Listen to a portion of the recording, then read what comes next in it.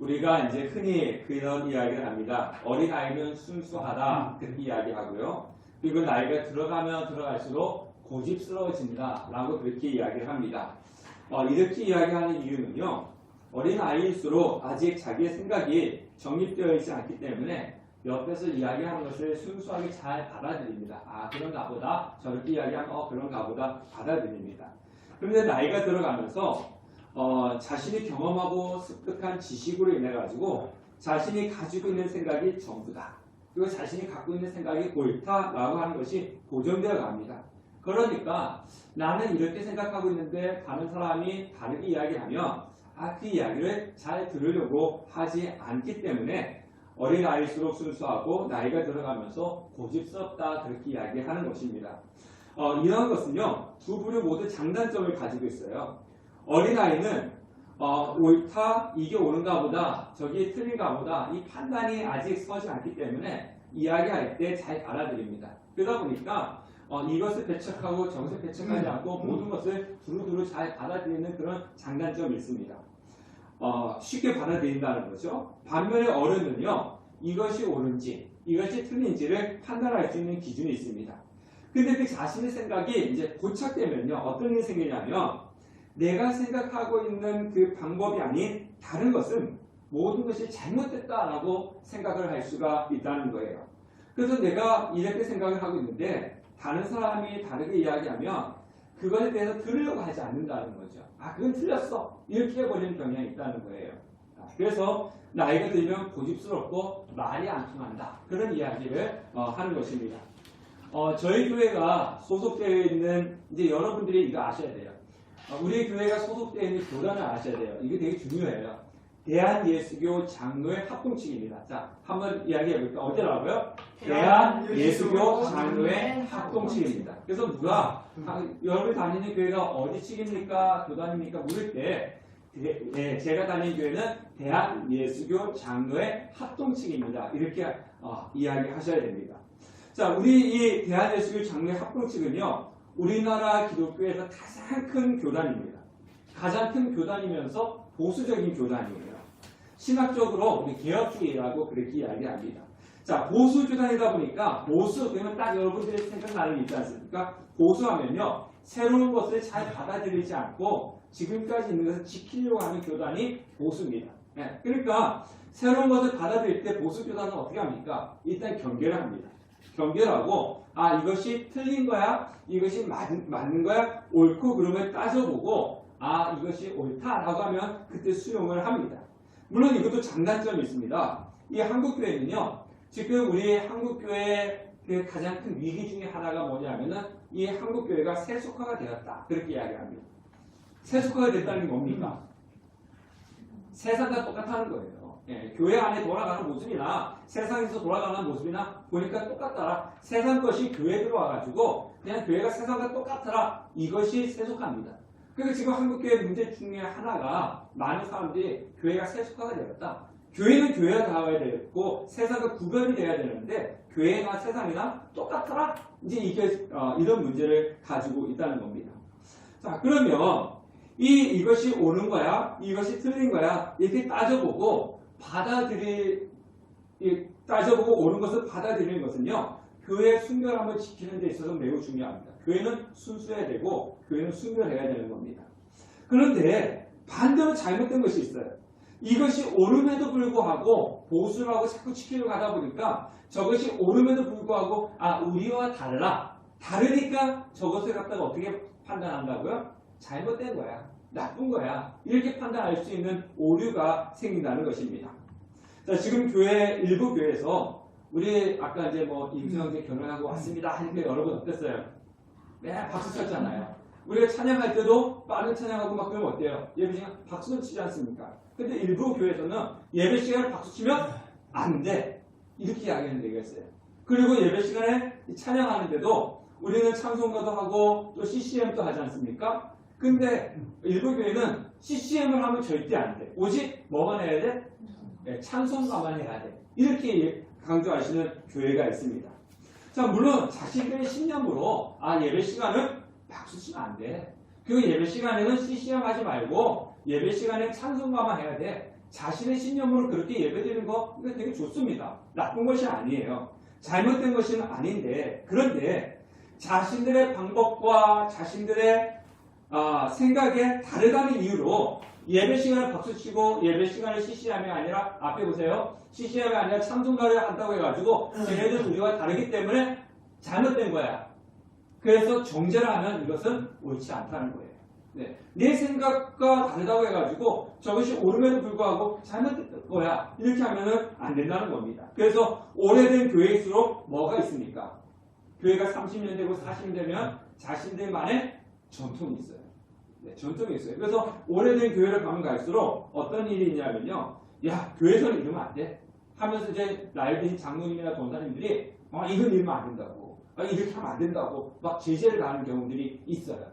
근데 물론 그거는 전통이지만 그것이 틀린 경우도 있지만은 전혀 틀리지 않는 경우들도 있단 말이에요. 근데 자신들 오래된 전통 때문에 자기들 교회에서 내려온 것과 다르다 해가지고 잘못된 거야, 나쁜 거야 이렇게 할 수 있다는 것입니다.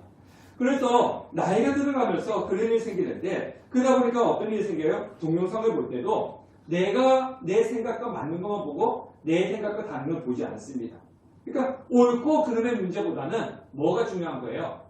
나이가 들어가면서 내 생각과 똑같으냐? 내 생각과 다르냐? 이걸 보고 이제 나의 생각과 똑같으면 맞고 내 생각과 다르면 틀리다라고 이렇게 한다는 거죠. 옳고 그름의 문제가 아니라. 자, 이런 모습은요. 이단이나 독재국가에서도 나타나요. 자, 이단과 독재국가에서 많이 사용하는 방법은요. 자신의 것만 이야기하고 밖에 건 듣지 못하게 해요. 그래서 독재국가에서 제일 먼저 하는 게 뭐예요? 네, 북한에서 제일 북한에서 강하게 하는 게 뭡니까? 외부하고 차단하잖아요. 인터넷 끊어버리고 뭐가 검색해도 안 되게 하고 독재국가 다 그래요. 이단은 어떻게 해요? 공동체 생각하잖아요. 네, 그래서 우리 지난번에 왔던 그 집사님 친척 중에서 이제 그 이단이 있는데 외부에 가서 이단끼리 자기 살지 않습니까? 이단끼리 살면서 뭐합니까? 외부와 철저하게 단절을 시킵니다. 그래서 이단이다라고 하는 것은요, 밖에 거 다른 거 들으면 안 돼. 이거만 해야 돼. 그러니까 자기네들끼리 이렇게 하면은 한번 의심을 해 보셔야 되는 겁니다. 자, 우리 교회는 어떻습니까? 문 열려 있잖아요. 언제든지 오시오. 근데 오는 사람이 없어서 문제죠. 우리 교회는 항상 문이 열려 있습니다. 그런데요, 이단들은요, 앞에서 입구에서 검열을 한다지 않습니까? 우리 자기네들 사람이야? 아니면 들어오지 못하게. 우리 교회에서 들어오지 못하게 문 막습니까? 아니잖아요. 문 열어놨는데 오는 사람이 없어서 문제지. 이단은 앞에서 딱 지켜가지고 자기네들 회원이야? 아니면 오지 못하게. 그렇게 한다지 않습니까? 자, 오늘 설교를 시작하면서 제가 이런 이야기 하는 이유가 있습니다. 우리는 계속 육기서를 살펴보고 있잖아요. 지난주는 추수감사주일에서 감사에 대해서 이야기했지만은 그 전주와 그 전주에 육기서에 대해서 설교했는데 여러분 기억나십니까? 어떤 이야기인지? 언제 육기서 했어요? 다들 표정이 육기서 했어요? 처음 들어보는데요. 육기서가 뭔지 이런 표정이 같은데요. 자, 욥은요 부자였잖아요. 네, 하나님을 잘 섬기는 사람이었잖아요. 근데 사단이 하나님과 와서 하는 이야기가 뭡니까? 사단이 하나님께 와가지고 하는 이야기가 뭐냐면 하나님, 저 욥이 하나님을 잘 섬기는 이유가 있습니다. 하나님을 잘 섬기는 이유는 뭐냐면 하나님께서 욥에게 축복을 주셨기 때문에 그 축복 때문에 하나님 잘 섬기는 거예요. 하나님께서 그 욥에게 주셨던 축복을 다 거두어 가시면 욥은 반드시 하나님을 원망하고 하나님을 부인할 것입니다. 그렇게 이야기했어요. 그러니까 하나님 뭐라고 했습니까? 아니야. 욥은 절대로 그런 일이 없어. 여러분도 마찬가지예요. 욥처럼 돼야 돼요. 하나님의 사단한 얘기가 뭐냐면 욥은 절대 그런 일이 없어. 그러니까 사단이 하나님께 그러면 한번 다 걷어가 보십시오. 그럽니다. 그래서 하나님이 사단한테 허락합니다. 재산과 자녀와 건강을 빼앗도록 허락을 했습니다. 그러니까 욥은 하루아침에 재산을 다 잃어버렸어요. 하루아침에 자녀가 다 죽었어요. 그리고 자신은 몹쓸병에 걸려 있었습니다. 근데 욥의 새 친구가 찾아왔죠. 그리고 그 새 친구가 하는 이야기가 뭐예요? 하나님은 정의로우신 분이시기 때문에 죄를 지으면은 반드시 뭐 받는다? 벌 받는다. 여러분들 이런 거예요. 여러분들 예배 똑바로 안 드리고 예배 빠지면 하나님 뭐 한다고요? 벌 주신다. 그러니까 여러분들 예배 똑바로 앞에 보시고 다른 거 보지 마시고 예배 빠지지 마시고 이것이 이제 이단에서 얻는 방법이에요. 네. 죄 짓고 하나님 잘 안 섬기면 하나님께서 벌 줘. 그런데 너가 지금 고난 받았잖아. 너가 지금 고난 받고 있으니까 이 고난 받는 이유는 뭐 때문이야? 욥이 죄를 지었기 때문이야. 그리고 너가 은밀히 지은 죄들인데 그래서 빨리 하나님께 회개하지 않으면 이 고난에서 벗어날 수 없어. 이게 누구의 얘기예요? 욥의 세 친구들의 이야기입니다. 자, 우리 여러분들 식당이나 어디 기업처에 가면은 이 성경 문구를 많이 보셨을 거예요. 내 시작은 미약하였으나 내 나중은 힘이 창대하리라. 이게 누가 이야기한 줄 아세요? 욥기서에 나오는 겁니다. 욥기서 욥의 세 친구 베이달스라고 하는 사람이 이야기한 거예요. 욥기서 8장 7절 말씀인데요. 자, 한번 읽어보세요. 얼마나 좋은 말씀입니까? 시작. 내 시작은 미약하였으나 내 나중은 힘이 창대하리라. 되게 좋은 말씀이잖아요. 그래서 식당이나 어떤 기업체에 가면 다 읽어놓고 내 시작은 미약하였으나 내 나중은 힘이 창대하리라 이랬는데 우리가 이거 성경을 잘 아셔야 돼요. 그래서 우리는 성경을 딱 따서 하는데요. 이거 베이달스라고 하는 욥의 세 친구 중에 한 명이 이야기했는데요. 이 이야기는 뭐냐면 이런 조건이 있습니다. 너가 하나님을 찾고 하나님께 간구하고 하나님 앞에 정직하면 이 조건을 충족시키면 어떻게 된다고요? 이렇게 힘이 창대할 거야. 이 이야기를 베이달스 한 거예요. 네. 자, 그러면 이것을 가지고 인과유익이라고 하는데요. 이 이야기가 뭐냐면 착하게 살면 뭐 받고? 축복받고 악하게 살면 심판받고. 즉 하나님을 잘 섬기면 뭐 받아요? 우리 셋이랑 하나님 잘 섬기면 뭐 받아요? 네, 축복받고. 하나님 잘 안 섬기면 심판받고. 자, 이것이 이제 이 말씀에 있는 것입니다. 자, 그럼 욥의 세 친구들이 하는 이야기가 그거예요. 하나님 잘 섬기면 축복, 하나님 못 섬기면 저주. 근데 너가 지금 저주를 받고 있으니까, 고난을 받고 있으니까 너는 지금 무엇 때문에 이 고난을 받고 있는 거야? 예, 죄 때문에 지금 고난을 받고 있는 거야. 이 욥의 세 친구가 욥한테 이야기하는 거예요. 자, 그러면 욥의 세 친구들 말이 틀린 말입니까? 맞는 말입니까? 예, 틀린 말이에요? 맞는 말이에요? 이 욥의 세 친구의 이야기는 이겁니다. 하나님 잘 섬기면 축복이고 하나님 안 섬기면 고난인데 너가 지금 고난을 받는 거는 죄를 지어서 그런 거야. 욥의 세 친구의 이야기예요. 틀린 말이에요? 맞는 말이에요? 틀려요? 하나님 잘 섬기면 축복, 하나님 안 섬기면 심판. 이 말 틀립니까? 네? 욥의 세 친구의 말은요, 맞습니다. 틀린 거 아니에요. 하나님을 잘 섬긴 자에게 하나님 무엇을 주셔요? 축복 주셔요. 하나님을 잘 섬기지 않는 자에는 하나님께 반드시 뭐 하십니까? 심판하셔요. 그래서 여러분이 줬는데 죽으면요 어디 앞에 섭니까? 백보자 심판대 앞에 서요. 예수 믿든지 안 믿든지 다 섭니다. 거기 서면은 어떻게 됩니까? 우리가 지은 죄가 다 드러나요. 여러분들이 생각을 지은 죄도 있잖아요. 여러분들이 저한테 막 핑계 댔던 것도 있잖아요. 하나님 다 알고 있으니까 그 다 드러나요. 다 드러납니다. 여러분들. 교회 안 나오고 땡땡이 친 것도 다 나오고 다 드러납니다. 근데 뭐가 중요하죠? 성도와 예수 믿는 사람과 믿지 않는 사람 차이점은요. 예수 믿는 사람은 용서를 받고 믿지 않는 사람은 용서를 받지 못하는 거예요. 용서를 받기 때문에 우리는 천국 가는 거고 용서를 받지 못하기 때문에 지옥 가는 거예요. 그래서 저와 여러분들은 다 하나님 백보자 심판 앞에 서는 거고 우리의 죄가 다 드러납니다. 그러니까 우리 하나님 잘 섬겨야 되는 이유가 어디 있어요?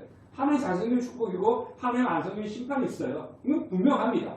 예, 분명 하나님 안 섬기면 지옥이에요. 하나님 잘 섬기면 천국이고요. 그건 분명합니다. 이들의 말이 틀린 건 아닙니다.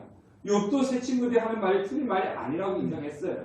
자, 4절 보면 비록 내게 허물이 있다 할지라도 그 허물이 내게만 있겠느냐? 이 이야기가 뭐냐면은 욥이 세 친구들에게 하는 얘기가 너희들 하는 이야기 맞아. 하는 이야기가 맞아. 오늘 조금 낮춰주세요. 네, 좀 덥네요. 네, 하는 이야기가 맞아. 그런데 나는 이렇게 고난을 받을 만큼 죄를 진 적이 없는 것 같아. 욥이 하는 얘기가 뭐예요? 너희들 하는 이야기가 맞아. 하나님 다 섬기면 축복이고 안 섬기면 심판인데 나는 근데 이 고난을 받을 만큼 죄를 진 것 같지 않아. 나는 죄가 전혀 없는 건 아니지만 그렇게 따져보면 너희들은 죄가 없느냐? 이거예요. 욥이 하는 얘기가. 나도 죄가 있지만 너희들도 죄가 있잖아. 그러면 너희들도 죄가 있기 때문에 죄를 지었으니까 뭐 받아야 돼? 이 세 친구들요? 고난을 받아야 되는 거잖아. 근데 너희 고난 받지 않고 있잖아. 이 욥이 하는 이야기가 그거예요. 너희들은 나한테 너가 지금 고난 당하는 건 죄 때문에 고난 당한다고 이야기하는데 그 말 맞아. 근데 나는 이 고난을 받을 만큼 죄를 지은 적이 없는 것 같고 나도 죄가 있긴 하지만 너희들도 죄 있잖아. 그러면 너희들도 심판받고 고난 받아야 되는데 너희들 지금 고난이 없잖아. 이 이야기를 지금 여기 하고 있는 거예요. 자, 우리 1절부터 3절까지 다 같이 한번 읽어보겠습니다. 시작. 네, 시작. 욥이 대답하여 이르되 너희가 내 마음을 괴롭히며 말로 나를 짓부수기를 어느 때까지 하겠느냐? 너희가 10번이나 나를 학대하고도 부끄러워 아니하는구나. 이 이야기 뭡니까? 너희들이 말로 나를 짓부수고 있는데 어느 때까지 하겠느냐? 몇 번 했다 그래요? 3절에 10번이나 나를 힘들게 했구나. 근데 사실 지금까지는요, 욥의 세 친구는 5번 얘기했어요. 5번이라고 얘기하는데 왜 10번이라고 얘기했을까요? 이거는요, 수사학적인 표현입니다. 자, 야곱의 삼촌이 야곱의 품삯을 몇 번이나 이렇게 바꾸었다 그럽니까? 10번이라고 그러잖아요. 이스라엘 백성들이 광야에서 몇 번 하나님을 거역했다 그럽니까? 10번이잖아요. 그건 이건 10번이라고 하는 그런 개념이 아니라 항상 그랬다는 거예요. 항상. 그러니까 이스라엘 백성들이 광야에서 하나님을 항상 거역했고 그 야곱의 삼촌 라반이 야곱의 품삯을 항상 바꾸었고 지금 또 이 사람들이 10번을 했다는 것이 아니라 너희들 항상 나를 학대하고 부끄러워했다. 그렇게 이야기를 하는 거죠. 자, 그러면요. 욥의 세 친구들은 욥의 고난을 죄로 인해서 고난을 받았다라고 얘기했어요. 근데 지금 계속 욥하고 이야기하면서 이 자신들이 생각하고 있는 틀에서 벗어나지 못하는 거예요. 그게 전부예요. 아니야, 우리가 생각하는 거는 하나님 잘 섬기면 축복이고 하나님 안 섬기면 고난인데 너가 지금 고난받는 건 죄 때문이야. 여기서 벗어나지 못하고 있는 거죠. 근데 욥은요, 자신이 당하는 고난을 죄 때문에 당하는 고난이 아니라 하나님의 섭리 속에서 당한다고 보고 있는 거예요. 즉 뭐냐? 자신의 고난은 누가 허락하신 거예요? 하나님께서 주신 거다. 자, 우리는요, 우리가 고난을 당할 때 하나님의 섭리 속에서 이루어지는지 알아야 됩니다. 왜냐하면 하나님께서 우리에게 고난을 줄 때 하나님의 섭리 속에 이루어진다면 이 고난을 통해서 하나님은 무엇을 이루시는 분이십니까? 선을 이루시는 분이세요. 네, 선을 이루시는 분입니다. 그러니까 우리가 하나님을 아프게도 하시다가 싸매기도 하시고 상하게 하시다가 손을 고쳐주시잖아요. 근데 내가 고난 당하는데 내 고난 당하는 것이 우연히 재수가 없어 이 고난을 당한다면 이 고난이 힘들수록 우리는 뭐 할 수 있냐면요, 절망하고 그리고 우리는 또 인생을 포기할 수 있는 위험에 처해요. 그런데 내가 당한 고난이 이것이 하나님의 섭리 속에 있구나라고 생각할 때는 하나님의 선한 뜻이 있어갖고 우리에게 고난을 주신다는 거예요. 그러면 우리는 이것을 통해 가지고 고난 가운데서도 우리는 절망하지 않고 이겨낼 수가 있는 거죠. 물론 고난 가운데는요, 욥의 세 친구처럼 악하기 때문에 하나님을 잘 섬기지 않기 때문에 오는 고난이 있어요. 죄로 인해서 당하는 고난은 분명히 있습니다. 그런데 그게 전부가 아니라 하나님의 섭리 속에서 이루어지는 고난이 있다는 거예요. 여러분들 그 연예인 김정아 씨 아시나요? 예. 자, 앞에 하면 예. 얼굴 여자분이요. 김정아 씨. 지금 이제 청년들은 조금 좀 그럴 때 있는데 우리 집사님 정도는 예전에 시트콤에 아주 히트를 쳤던. 지금도 드라마도 나온다고 하더라고요. 자, 근데 이번 단예의 교회 때 간증자가 왔는데 저는 그동안 TV에 제가 못 본 거죠. 나오는데. 그런데 전도사님과 결혼해서 사모님이 되었어요. 그런데 처음 알았어요. 근데 이분의 그 남편은요, 전도사님이신데 CCN 가수 겸 실용음악 교수로 사역을 하고 있는데, 어느 날 이 병원에 머리가 되게 아파가지고 병원에 갔더니, 이 뇌종양이라고 혹이 생겼대요. 그래가지고, 이제 그 검사 예약을 하고 3개월을 지난 뒤에 이제 검사를 했다고 합니다. 근데 이 3개월을 3년처럼 보냈대요. 그러니까 얼마나 힘든 시간을 보냈겠어요. 머리에 혹이 종양이 생겼으니까 이걸 자칫하면은 수술해야 되고 수술하면은 발을 못 써야 되는 그런 위험한 상황이었다고 합니다. 죽을 수 있는 상황이라고 했대요. 그러니까 3개월 동안 그 검사하고 그 나오는 그 과정이 너무나 이제 힘든 거였죠. 자, 그런데 이 남편이 김정아 씨 남편이 뇌종양이 걸렸다라고 하는 근데 이제 그 종양이 자라지 않아갖고 수술하지 않아도 되니까 좀 더 지켜보자. 뭐 그렇게 해가지고 수술하지 않고 있는데 항상 지금 머릿속에 종양은 계속 가지고 있다 그러더라고요. 자, 근데 이 사실이 알려지니까 SBS의 동상이몽에서 섭외가 들어왔대요. 그래서 이제 동상이몽에 출연을 하게 되었는데, 동상이몽에 이게 출연을 해가지고 그동안 이야기를 쭉 하다 보니까 어떤 이야기만 하겠어요? 예수님으로 시작해가지고 예수님으로 끝났다는 거예요. 예수님 이야기만 안 했다. 사실 공영방송에서 종교적인 이야기 할 수 있습니까? 없습니까? 못해요. 못했는데 예수님 이야기하고 하나님 이야기하고 막 그랬대요. 자, 그래서 이제 하나님만 높이는 그런 시간이 되었는데, 이제 방송이 끝나고 나서 김정은 씨가 요즘은 기독교 이미지가 아직 때 방송에 가서 예수님 이야기 많이 했을 때 댓글에 분명히 개독교인 많이 왔을 때 댓글 보지 말라고 그랬대요. 근데 이 남편이 봤대요. 댓글을 보고 몇 가지 소개해 주더라고요. 제가 얘기해 드리겠습니다. 와, SBS를 보면서 CBS 보는 줄 알았다. CBS는 기독교 방송이다. CBS 보는 줄 알았다. 그리고 공중파 보면서 은혜 받는 건 처음이네. 또 어떤 사람이 이렇게 다르대. 와, 나 기독교 되게 싫어하는데 이 기독이는 안 죽었으면 좋겠네. 너 끝까지 살아라. 이런 댓글도 있고요. 동상이몽 보면서 내 인생의 비전을 알았어요. 나 당신 부부처럼 살고 싶어요. 이런 댓글이 쫙 올라와 있다는 겁니다. 자, 욥의 세 친구 말처럼 하나님 잘 섬기지 않고 죄 지면 고난이 있어요. 근데 이 김정아 부부처럼 하나님을 높이고 하나님을 나타내기 위해서 주시는 하나님의 고난이 있다는 거예요. 그래서 요한복음 19장에 보면 태어날 때부터 소경된 자가 있었어요. 그래서 유대인들이 예수님께 와서 뭐라 합니까? 이 자가 나이 때부터 태어날 때부터 소경이었는데 부모 죄 때문입니까? 이 사람의 죄 때문입니까? 이렇게 물어요. 우리가 보통 이 똑같은 거잖아요. 욥의 세 친구처럼 이렇게 고난당하는 건 누구 죄 때문이야? 부모 죄 때문이야? 이 사람 죄 때문에 태어날 때부터 소경이야? 이렇게 묻는 거죠. 그러니까 예수님께서 하신 말씀이 뭐예요? 하나님의 일을 나타내기 위해서다. 이렇게 이야기했어요.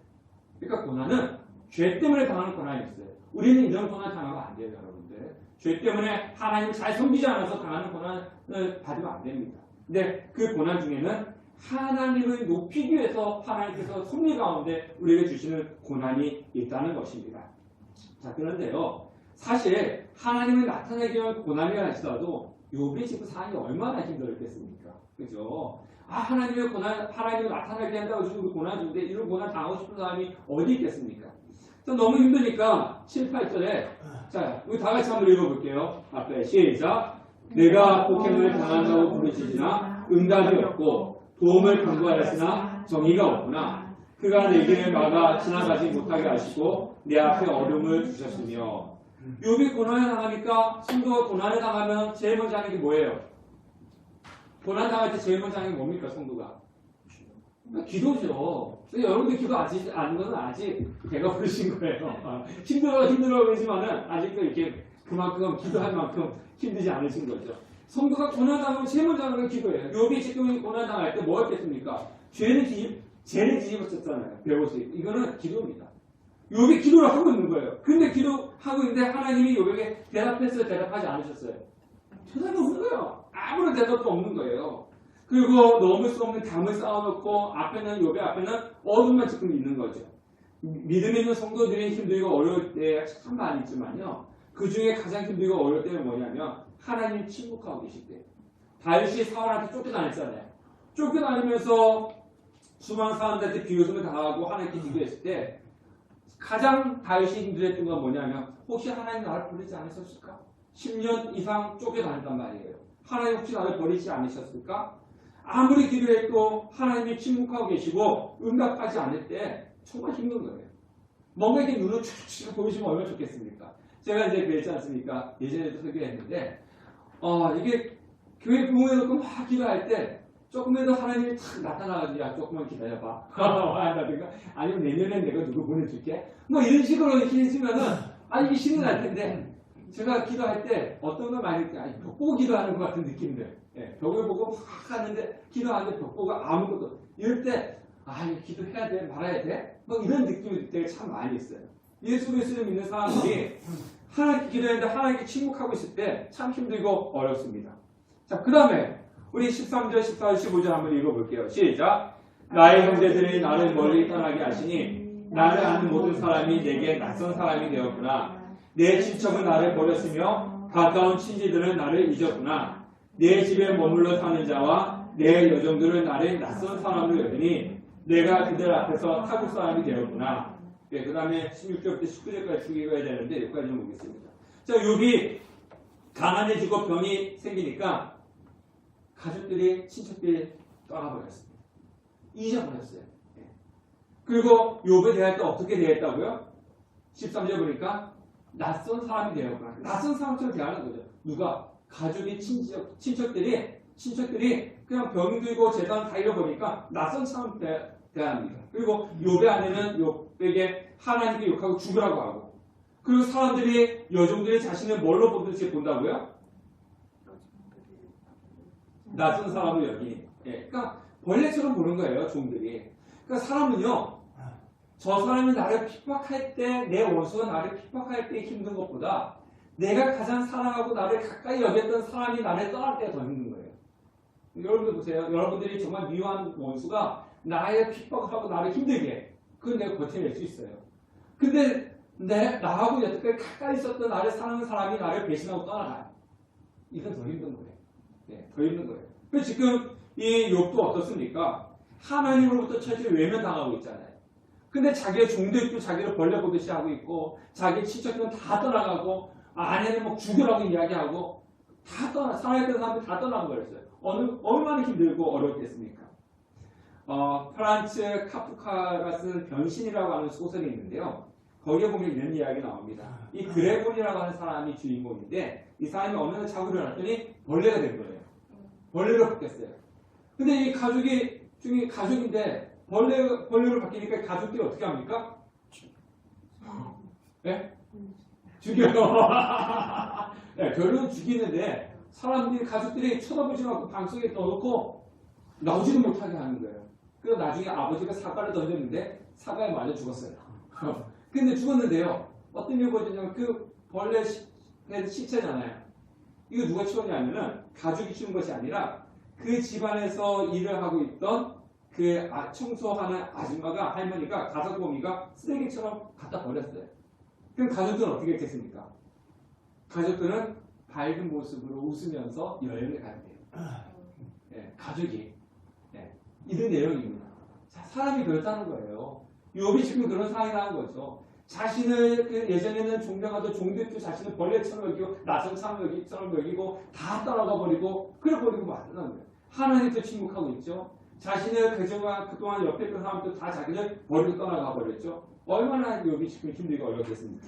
오죽하면은 21절, 22절 다 같이 읽겠습니다.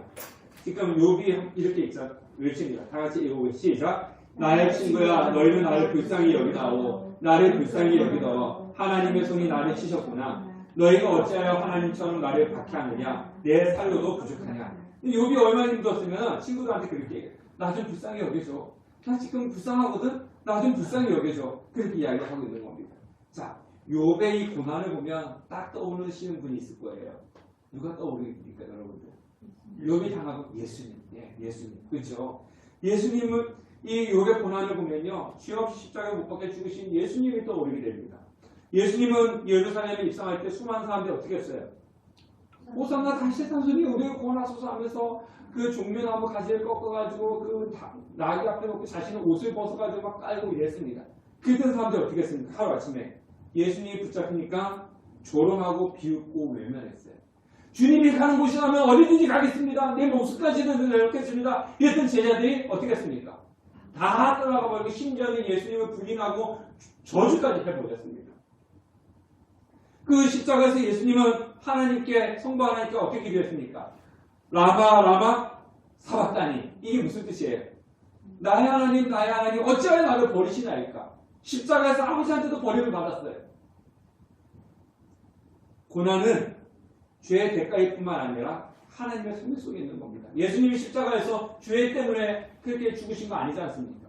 하나님의 섭리 가운데 우리를 구원하시기 위해서, 그 섭리를 이루시기 위해서 십자가에 못 박혀 돌아가신 것입니다. 자, 25절부터 27절 말씀 또 한번 읽어보겠습니다. 시작. 내가 알기에는 나의 대속자가 살아계시니 마침내 그가 땅 위에 서실 것이라. 내 가족이 벗김을 당한 뒤에도 내가 육체 밖에서 하나님을 보리라. 내가 그를 보리니 내 눈으로 그를 보기를 낯선 사람처럼 하지 않을 것이라. 내 마음이 초조하도다. 자, 이렇게 힘드니까 욥이 누구 지금 갈망합니까? 누굴 찾아요? 대속자를 찾잖아요. 대속자. 이 대속자는 구세주, 구원자라고 하는 의미를 가지고 있습니다. 자, 이 대속자는요, 노예를 값을 치르고 해방시켜주는 자예요. 그러니까 여기 지금 무슨 얘기가 하고 있냐면, 내가 지금 이런 고난 가운데 있는데 저 친구들 와가지고 너 죄 때문에 이렇게 고난 당하고 있는 거야. 이렇게 얘기할 때, 예수님 오셔가지고 제가 죄 때문에 당하는 고난이 아니라고 변호해 주시고, 이 고난에서 저를 구해 주십시오라고 하는 거예요. 네. 욥은 사람들은 다 자신을 떠나고 비난하고 조롱하지만 예수님만은 이 문제를 해결해 주실 것이고 예수님만은 나를 구원해 주실 수 있습니다. 그러면서 나를 구원해 주세요 하면서 대속자를 갈망하고 있는 겁니다. 여기서 살아계시니라고 하는 것은 하나님은 살아계시기 때문에 자신을 구원해 줄 수 있다는 겁니다. 자, 예수님은 똑같이 억울하게 십자가에 못 박혀 죽으셨지 않습니까? 그렇기 때문에 우리가 고통당하고 우리가 힘든 이 상황을 속에서 우리가 누굴만을 바라봐야 되느냐? 예수님을 바라봐야 되는 이유가 여기에 있는 것입니다. 자, 우리가 이 세상을 살아가면서 욥이 슬퍼요. 욥의 고난과 환난과 속에 있습니다. 우리들 때로는 욥과 같은 경우는 아니지만은 고난과 환난이 당한 경우도 있다는 거죠.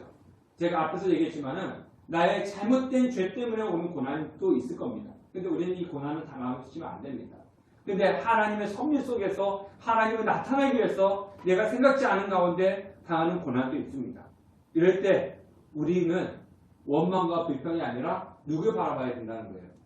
대속자 되시는 예수 그리스도. 왜냐하면 그분만이 나의 억울함을 풀어줄 수 있는 것이고 그분만이 나의 고난과 환난에서 구원해 줄 수 있기 때문이라는 겁니다. 그래서 우리의 구세주는 우리의 대속자는 누구십니까? 예수님이십니다. 예수님만이 우리의 억울함을 이해하시고 예수님만이 우리의 억울함을 풀어주실 것이고 예수님만이 우리의 모든 문제를 해결해 주실 것입니다. 우리의 억울한 문제, 고난과 환난의 문제를 주님 앞에 갖고 나오십시오. 그분이 우리의 문제를 해결해 주실 것입니다.